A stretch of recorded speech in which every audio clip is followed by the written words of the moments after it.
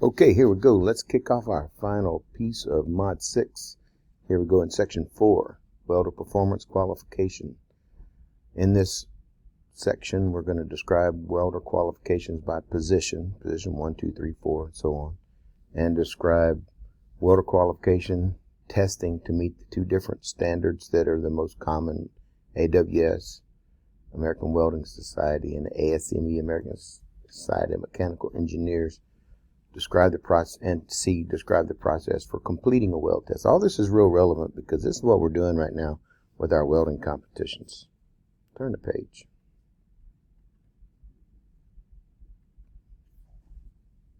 Welder position qualifications. The letter G talks about groove welds. We know this. The letter F talks about fillet. 2 L's. If it's 1 L, it's like fillet, like what you would do with a knife when you cut a fish open. You fillet fish. But a fillet is what we're talking about here.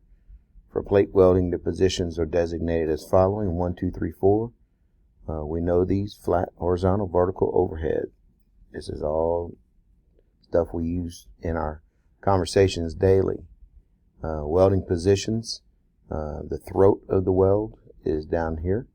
The axis is the longitudinal. Here's the axis of a horizontal weld. It's one plate must be horizontal. We're talking about 2F, 1F, vertical weld. This is what we're going to be doing. We're going to be running. The axis has to be up and down, vertical, and overhead. The axis has to be horizontal. Then we get into groove welds: 1G flat, 2G horizontal, 3G vertical, 4G overhead. For pipe welding, there's additional positions of 5, 6. You can look at these right here. Here's 5 and 1, 2, 3. Where are you at? 6. 6G rotated. 6G not rotated. If you notice this angle right here, it's kind of a 45 degree. This is the angle of that second in our welding booth. That second pipe overhead. It's designed to hold pipe in the 6G position. Groove welds in pipe. A welder who qualifies in one position does not automatically qualify to weld in all positions. However, in most cases, if you qualify in a groove weld, you're automatically qualified in your F or fillet weld. So you can get a 1G, pass a 1G with or without backing. You should be able to consider that you are qualified in the 1 through probably 3G. Qualification in one code may or may not qualify welders in other codes. Qualification requirements between codes. It's all code specific. Read the codes. Let's turn the page here. AWS structural steel qualification with an electrode in a particular F will qualify the welder on all electrodes. So if you qualify F1, structural steel, this looks like the same thing. Mild steel electrodes used with SMAW, stick welding, shielded metal arc welding, same thing. Classified by F numbers: F1, F2, F3, F4. Qualification with an electrode in a particular F number will qualify the welder with all electrodes identified in that class and in lower classes. Table 1. So if you qualify in F4, you're automatically in F1, 2, 3. Qualified in F2, you're automatically in F1. So if you qualify in F3, you automatically have F1, F2, F3. Material thickness is an essential variable. Some of the tests, welder only up to twice. That is going to vary. WPS is going to outline it. A typical AWS, American Welding Society, welder qualification test on a V is on a V groove. You can see it right here, down on one side and up on the other side. That's the V. They call it it's a groove weld, but the groove is shaped like a V. Try not to get confused on that. It's not complicated. Passing this test qualifies the welder to weld with F4s and lower electrodes and to make groove and fillet welds in all positions. Shows an example of the fit up of the AWS structural test.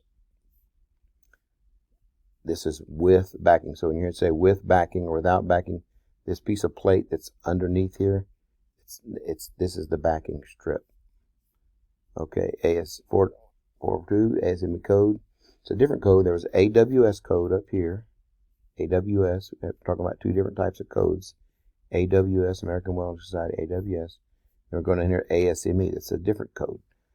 Welders who are required to weld an ASME code will have to qualify as boiler and pressure vessels. That's the difference. Boiler and pressure vessel follow the ASME code. Pipe and structural follow AWS. Qualifications on pipe also qualifies welder to weld plate, but not vice versa. You can't qualify on plate and automatically assume you're a pipe welder. But you can qualify on pipe and automatically assume that you are a plate welder. Qualification with groove welds also qualifies the welder for fillet welds, but not vice versa. So you can't pass your F3 and automatically think you got a G3. 3G. So, the type of ASME welder qualification is to weld in a 6G position using open root, no backing.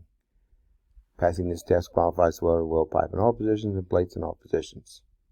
So, if you can pass the 6G, you're automatically 1, 2, 3, 5, 6.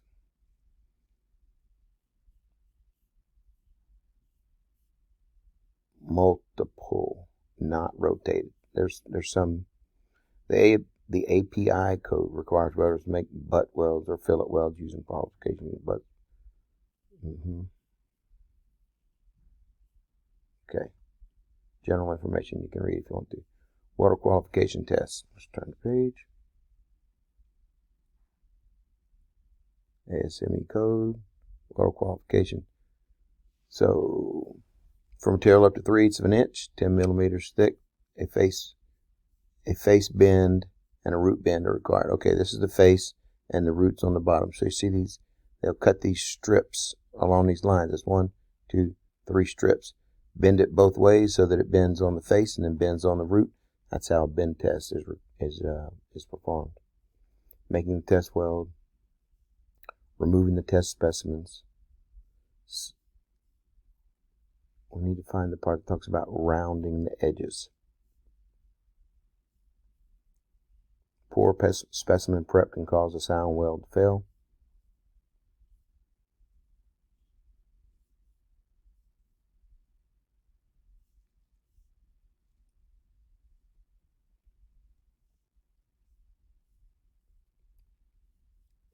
You want to make sure that after you're finished and you cut out your test strips, grind and machine it smooth. Machining marks must be lengthwise. We talk about that. See these grain marks? You don't want to have them going against you. You want to have them going with you. So that if they're cracked, if you have them going sideways and you bend this, that could start a crack. Always be aware of your grinding marks. Grinding machine marks must be lengthwise, otherwise they produce a notch effect which cause failure, leads to cracks. Remove any face or root reinforcement. Those are your backing strips. It's part of your, it's a requirement that you remove that. Here we go. This is a test question. Rounded edges. It's right here. I want to focus on this one sentence. Rounded edges help prevent failure cracks that start in sharp corners. Why? I think the question is, why do you round edges of your test strip? And the answer is, it prevents cracks at the corners, from starting at the corners. Here's another one. Refrain from quenching when you're doing a weld test. Now, we do it in the lab because we need to cool our metal down and keep on welding, but when you're doing a weld test, you don't want to quench because rapid hot metal to cold can make it real brittle and make it start cracking. Let's see what else we got in here.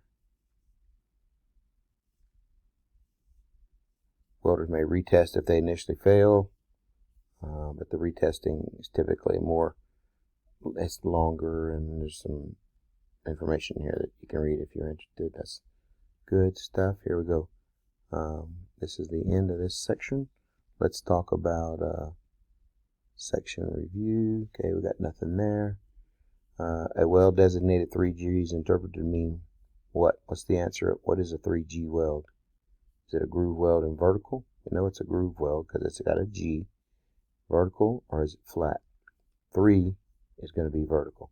Which of the following is a correct statement? And that's this one right here. Groove weld in vertical.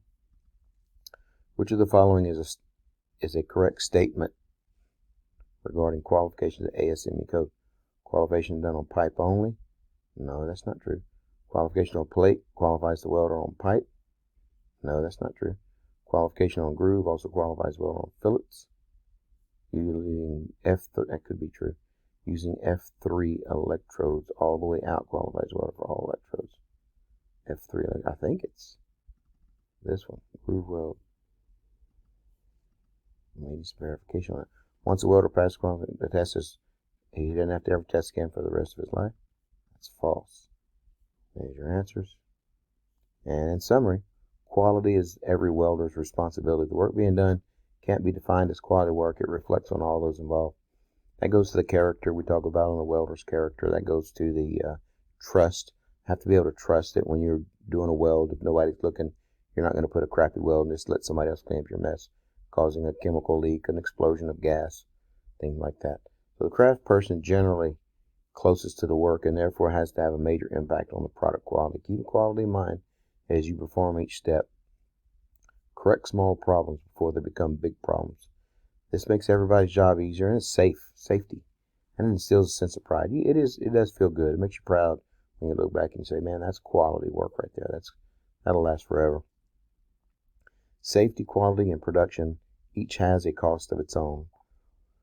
On the project, each of these factors should have proper guidelines. At the completion of the project, when all records for safety, cost, planning, scheduling, and effectiveness have been evaluated, the papers are usually filed away. But quality remains indefinitely for all eyes to see. And it's important that you know that on those papers, your name is going to be recorded. So if there's a problem 5-10 years from now, they can find out it was you on that project. Quality is perhaps the major reason for repeat business. That's good to know.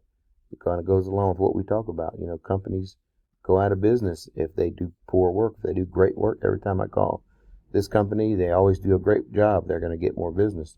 How well the craftsperson performed will be noticed long after the project has been completed. And here's a picture of a procedure qualification record.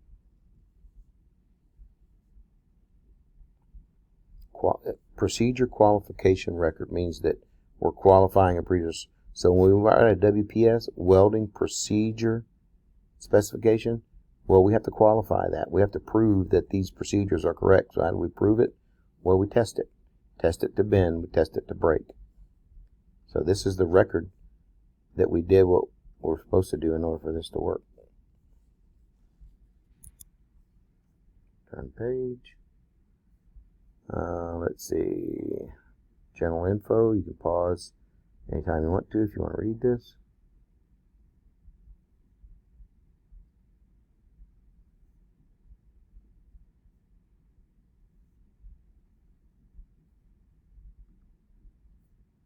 And that's the end. So we're going to finish this up this week and we're going to practice for our test. We're probably going to take our test hopefully maybe this weekend, maybe Friday. We'll try and schedule that NCCER exam.